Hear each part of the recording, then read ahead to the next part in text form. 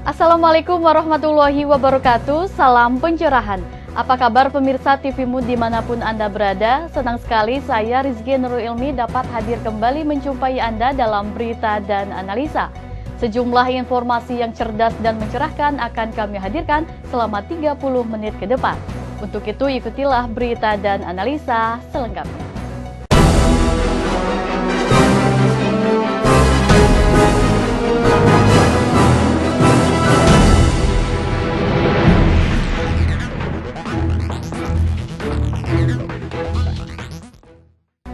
Rencana pemerintahan Jokowi JK akan menaikkan harga BBM mendapat pertentangan dari berbagai pihak. Satu di antaranya datang dari Gerakan Muda Hanura atau Gema Hanura. Dewan Pimpinan Nasional Gerakan Muda Hanura menggelar pernyataan sikap menentang kenaikan harga bahan bakar minyak yang rencananya diumumkan dalam waktu dekat oleh pemerintahan Jokowi JK. Dalam pernyataan sikap tersebut, Ketua Umum Dewan Pimpinan Pusat Gema Hanura Erik Satria Wardana menilai jika Partai Hanura mendukung rencana pemerintah untuk menaikkan harga BBM, pihaknya akan bersikap diam dan tidak akan melakukan perlawanan. Karena menurutnya sikap tersebut merupakan bagian dari etika berorganisasi. Namun secara kelembagaan, Gema Hanura tetap menolak rencana pemerintah untuk menaikkan harga BBM. Tetap menaikkan harga BBM dan Partai Hanura secara resmi mendukung kenaikan harga BBM, maka sebagai bagian dari partai, kami akan bersikap diam. Kami akan bersikap diam. Kami tidak akan melakukan perlawanan karena itu merupakan etika dari berorganisasi. Tapi bahwa sikap kami menolak kenaikan harga BBM ini sikap yang tidak bisa ditawar bagi kami. Karena semata-mata memang untuk kepentingan masyarakat. Sebagaimana diketahui, Partai Hanura yang tergabung dalam Koalisi Indonesia Hebat merupakan salah satu pendukung pemerintahan Jokowi JK. Hal ini tentu menjadi dinamika baru bagi pemerintahan Jokowi JK jika menaikkan harga bahan bakar minyak di tengah harga minyak dunia yang sedang turun saat ini. Yusrina Nurul, Rizwan Emdin memberitakan dari Jakarta. Karena mendapat 380 dukungan dari DPD 1 dan DPD 2, mantan Ketua DPR RI periode 2004-2009 Priyo Budi Santoso merasa percaya diri menjadi kandidat kuat Ketua Umum Partai Golkar. Pernyataan tersebut diungkapkan dalam diskusi politik bertema Mampukah Munas Golkar memunculkan pemimpin pro perubahan.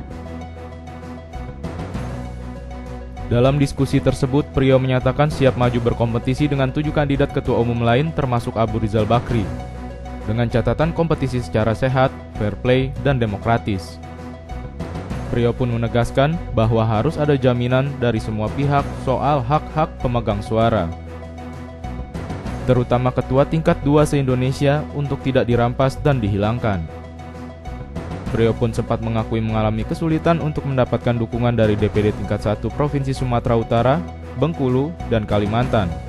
Ketemu dengan para 7 kandidat ketua umum di luar Pak ARB adalah kami merasa satu nasib, ialah agak dipersulit oleh beberapa provinsi dan kami sudah mencatat itu. Dan kabarnya bahwa DPP mau menegur, konon kabarnya, tetapi sampai sekarang tidak ada itu. Nah, ini memang agak repot, sehingga saya dapat respon positif dan dukungan 380 itu adalah dengan cara yang ya sebagian bergerilya. Ya saya tidak tahu kan lain-lainnya kan dengan cara-cara itu seni tersendiri. Karena kita meyakinin DPD 2 itu pada akhirnya toh mereka juga yakin kita, hati nurani mereka nggak bisa disetir. Mereka masih menginginkan juga punya hak memilih di munas tersebut, tidak boleh dirampas. Hanya karena aklamasi saja, ini karena pemandangan umumnya tingkat 1 akan memilih seseorang, maka lebih baik kita aklamasi gitu. Dalam diskusi ini juga hadir peneliti senior dari LIPI Ikrar Nusa Bakti dan juga Direktur Eksekutif Indikator Politik Indonesia Burhanuddin Muhtadi. yang membahas tentang ideologi versus generasi di Partai Golkar dan regenerasi partai politik Golkar. Yusrina Nurul, Rizwan Emdin memberitakan dari Jakarta. Bursa calon Ketua Umum Partai Golkar mulai beredar menyambut Munas Januari 2015. Namun salah satu politisi Partai Golkar, Agun Gunanjar, meminta calon Ketua Umum Abu Rizal Bakri tidak melanjutkan pencalonan dirinya. Politisi Partai Golkar Agun Gunanjar menyatakan tidak setuju dengan peraturan anggaran dasar dan anggaran rumah tangga partai yang mensyaratkan minimal 30% suara DPD untuk mencalonkan diri menjadi Ketua Umum. Agun mengatakan sebaiknya Ica legowo dan tidak melanjutkan pencalonan. Karena menurutnya calon yang sudah terlalu tua tidak lagi menarik bagi pemilih. Saya hanya meminta tunjukkanlah sikap kenegarawanan dalam kondisi partai yang punya kewajiban menjaga keutuhan partai ini. Karena dia pemimpin, dia the leader. Jadi kalau Tobon mau maju silakan maju, tapi DPP-nya dilepas. Dilepas itu artinya dia harus bersikap netral, memberikan perlindungan, pengayoman yang sama terhadap catatan-catatan. Agun juga menjelaskan Rapimnas hanyalah forum untuk membuat pokok pikiran tentang strategi mendatang. Dan dia mengaku telah mengusulkan perubahan AD/ART untuk calon ketua. Agun menilai sekarang saatnya orang-orang muda memimpin karena masih energik dan punya pandangan yang luas. Irmalia Septiana, Andri Rahmawan memberitakan dari Jakarta. Meski Kartu Indonesia Sehat dinilai berpotensi bermasalah, namun Menteri Kesehatan menegaskan keutamaan dari Kartu Indonesia Sehat atau KIS adalah sebagai akses dan penanda bagi masyarakat untuk memperoleh pelayanan kesehatan khususnya bagi yang kurang mampu. Diluncurkannya program Kartu Indonesia Sehat oleh Presiden Joko Widodo menjadi solusi yang tepat bagi masyarakat kurang mampu. Namun sayangnya banyak anggapan miring soal program pelayanan kesehatan tersebut. Ada yang beranggapan program akan cenderung salah sasaran dan berpotensi bermasalah karena belum memiliki ketentuan. Namun Menteri Kesehatan Nila Juwita Muluk menegaskan, semua masyarakat mempunyai akses ke pelayanan kesehatan dan Kartu Indonesia Sehat itu sebagai penanda. Untuk anggarannya datang dari pemerintah.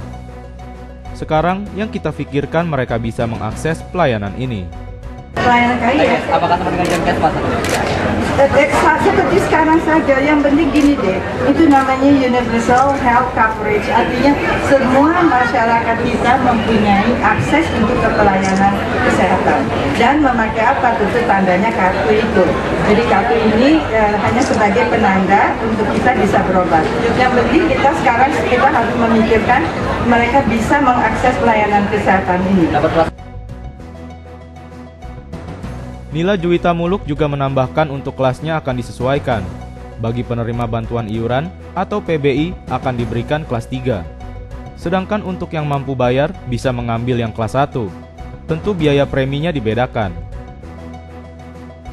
Yusrina Nurul Anggraini, Faizal Amri memberitakan dari Jakarta. Pemirsa, berbagai macam makanan dan minuman internasional dipamerkan dalam acara Interfood 2014 di G-Expo Kemayoran, Jakarta. Satu di antaranya yang banyak menjadi perhatian adalah kurma. Pameran Interfood 2014 adalah pameran yang diadakan di Expo 2014 Kemayoran, Jakarta. Pameran ini menyajikan berbagai macam makanan dan minuman dari 25 negara, seperti Indonesia, Saudi Arabia, Cina, Jepang, Amerika, dan masih banyak negara yang turut memeriahkan pameran tersebut.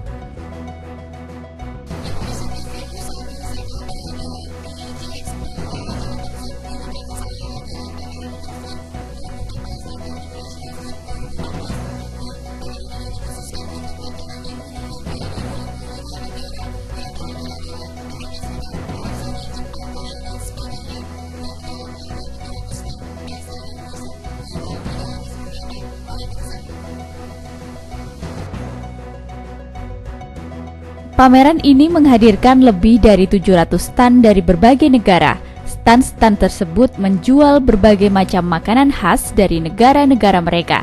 Ada yang menjual kopi, teh, coklat, permen, dan alat pembuat kopi. Ada juga yang menjual makanan herbal, kue, minyak, dan juga buah asli dari negaranya.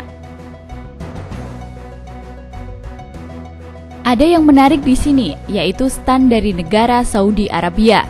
Mereka menawarkan makanan khas Saudi Arabia secara cuma-cuma kepada pengunjung pameran. Mereka pun menawarkan berbagai macam kurma yang langsung diambil dari pohon kurma. Kita jualan kurma, terus kurma coklat, ya, terus manisan, ya, pabriknya di Madinah. Kita datang ke Indonesia untuk cari partner. Tapi alhamdulillah udah dapat yang beli 1 kontainer. Ya, insyaallah semua lancar. Tidak hanya kurma saja, stand Saudi Arabia juga menjual jus buah asli dan juga biskuit yang diolah dengan buah kurma.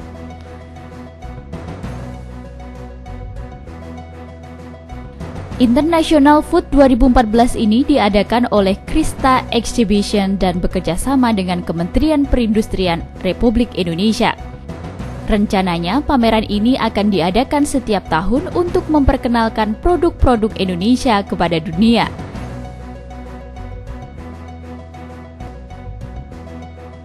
Yusrina Nurul, Bambang Triwibowo memberitakan dari Jakarta. Pemirsa, tetaplah bersama kami dalam berita dan analisa.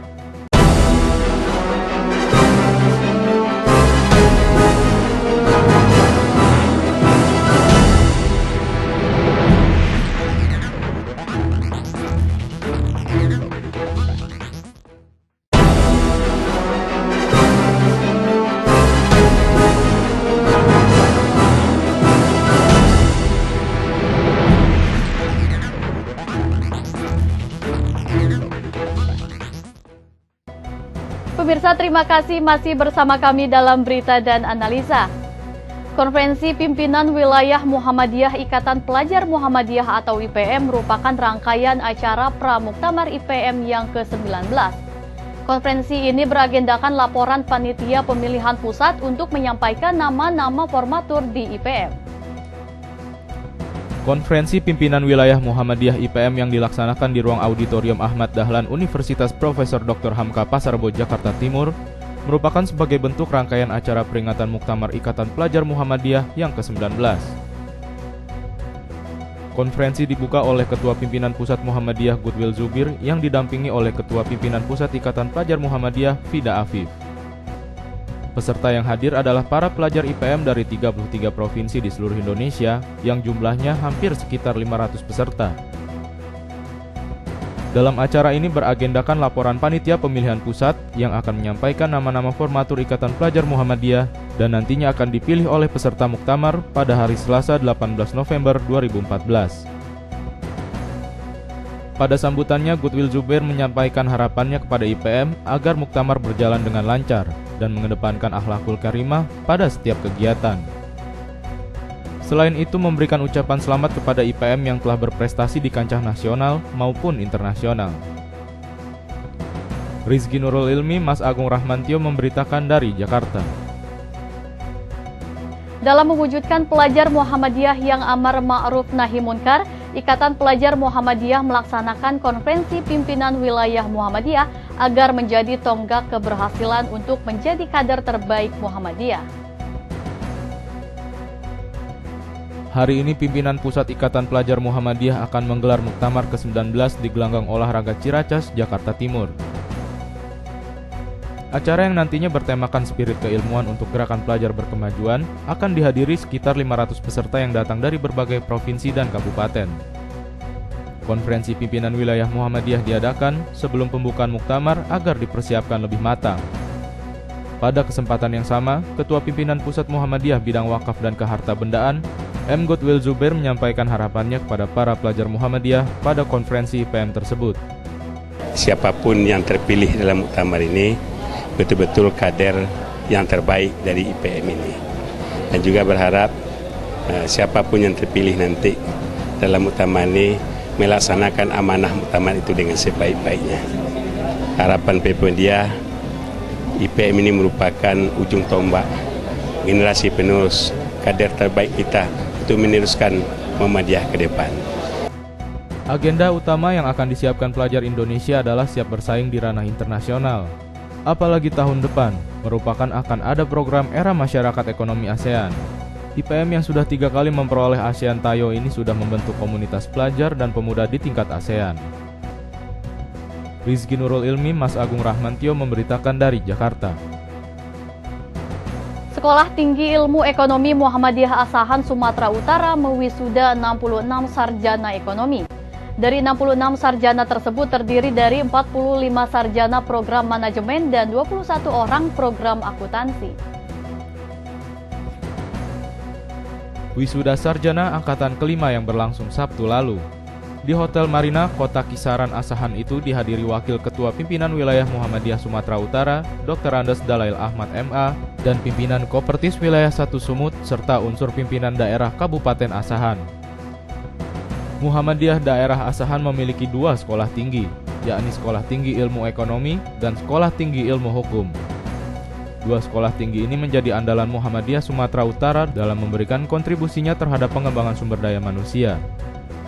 3 daerah lainnya yang memiliki perguruan tinggi adalah Tapanuli Selatan, Sibolga, dan Medan. Ketua Sekolah Tinggi Ilmu Ekonomi Asahan Syafrizal Syah mengatakan, untuk pengembangan perguruan tinggi Muhammadiyah Asahan yang memiliki tenaga dosen dengan strata 2 dan beberapa diantaranya sedang mengikuti program S3. Sebagai Ketua Sekolah Tinggi Ekonomi Muhammadiyah Asahan, saya ingin mengingatkan kepada saudara, para wisudawan dan wisudawati, bahwa keberhasilan saudara dalam memperoleh kesarjanaan secara akademik merupakan awal dari pengabdian saudara kepada masyarakat dan bukan akhir tujuan saudara. Ini berarti bahwa apa yang saudara capai dan raih pada hari ini, jadikanlah sebagai motivasi untuk membuat sesuatu yang terbaik bagi bangsa, negara, agama, keluarga, dan masyarakat. Teristimewa kepada alma mater Sekolah Tinggi Ilmu Ekonomi. Diharapkan dengan lulus dari STIA Muhammadiyah Asahan mampu menjawab kebutuhan masyarakat di kawasan itu. Sementara itu, Wakil Ketua Pimpinan Wilayah Muhammadiyah Sumatera Utara Dalail Ahmad mengatakan, dunia pendidikan merupakan salah satu kerja unggulan Muhammadiyah. Bersamaan dengan wisuda 66 sarjana ekonomi STIA Asahan itu, berlangsung pidato ilmiah yang disampaikan oleh dosen Fakultas Ekonomi Muhammadiyah Sumatera Utara, Zulas Pantukti, dengan judul Peluang dan Tantangan Indonesia dalam Menghadapi Masyarakat Ekonomi ASEAN 2015. Saiful Hadi, TVMU memberitakan dari Asahan, Sumatera Utara. Pada acara wisuda Sekolah Tinggi Ilmu Ekonomi Muhammadiyah Asahan, Dekan Fakultas Ekonomi Universitas Muhammadiyah Sumatera Utara Zulas Pantukti memberikan presentasi ilmiah bertemakan peluang dan tantangan Indonesia dalam menghadapi MEA 2015. Zulas Pantukti dalam pidato ilmiahnya menyebutkan kehadiran MEA atau Masyarakat Ekonomi ASEAN memberikan peluang dan tantangan bagi perekonomian Indonesia. Bersama ini, kami tampilkan orasi ilmiah yang disampaikan di depan 66 sarjana ekonomi yang baru diwisuda. Adapun materi yang kami angkat pada orasi ilmiah ini adalah peluang dan tantangan Indonesia dalam menghadapi Masyarakat Ekonomi ASEAN 2015. Indonesia dan negara-negara yang ada di wilayah Asia Tenggara akan membentuk sebuah kawasan yang terintegrasi dan terkoneksi antara satu negara dengan negara lain yang dikenal sebagai ASEAN Economic Community atau Masyarakat Ekonomi ASEAN yang pelaksanaannya disepakati pada tahun 2015. Saiful Hadi, TVMU memberitakan dari Asahan, Sumatera Utara. Tingginya angka perceraian di Sumatera Utara tiap tahunnya menjadi penyebab munculnya masalah sosial. Hal itu ditegaskan Wakil Ketua Pengadilan Tinggi Agama Medan, Sahroni Nasution, saat melantik kedua hakim tinggi dan 3 kepala pengadilan agama di Sumatera Utara. Meningkatnya kasus perceraian hingga 10.000 kasus dalam 1 tahun di Medan, Sumatera Utara dinilai cukup besar jumlahnya. Bila dalam kasus ini ada 3 anak, maka akan ada 30.000 anak yang menjadi terlantar kehidupannya. Hal tersebut membuat Wakil Ketua Pengadilan Tinggi Agama Medan, Syahron Nasution, merasa sangat prihatin dan meminta semua pihak ikut peduli. Menurut Syahron, penyebab tingginya angka perceraian itu karena banyak pasangan yang belum siap untuk pernikahan, khususnya perempuan. Dari 10.000 kasus perceraian yang ditangani, gugatan cerai lebih didominasi perempuan daripada laki-laki.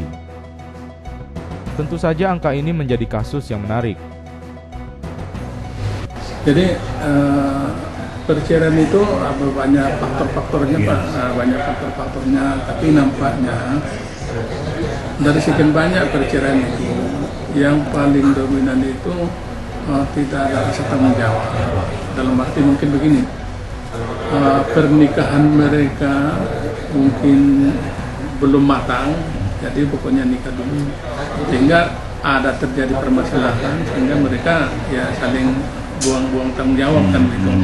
Akibat dari perceraian ini,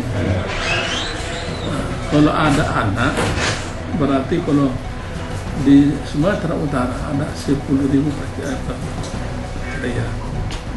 Kalau 10.000 kali 3 orang anak, kemudian lagi suami atau istri, ini akan rentan dengan beberapa masalah pendidikan anak, masalah sosial.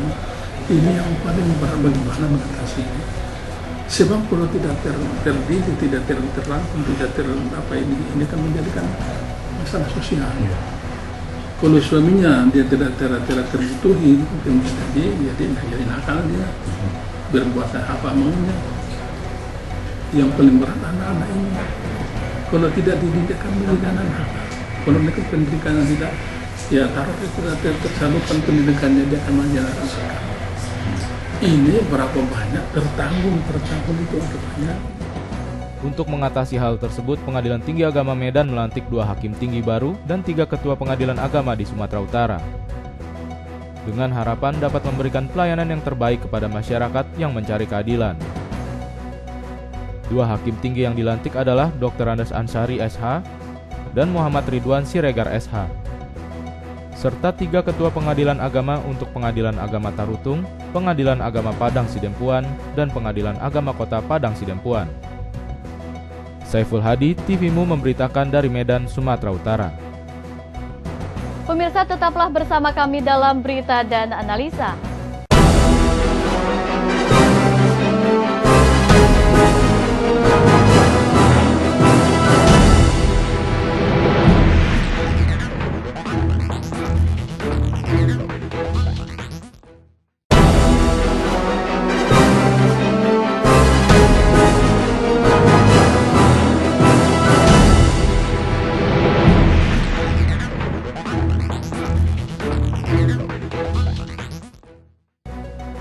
Pemirsa, terima kasih masih bersama kami dalam berita dan analisa.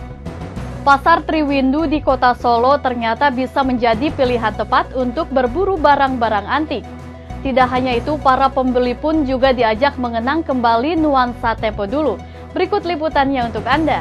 Pemirsa, informasi tadi sekaligus menutup jumpa kita kali ini. Terus saksikan berita dan analisa hanya di TVMU. Saya Rizky Nurul Ilmi dan kru TVMU yang bertugas pamit undur diri dari hadapan Anda. Sampai jumpa, salam pencerahan dan wassalamualaikum warahmatullahi wabarakatuh.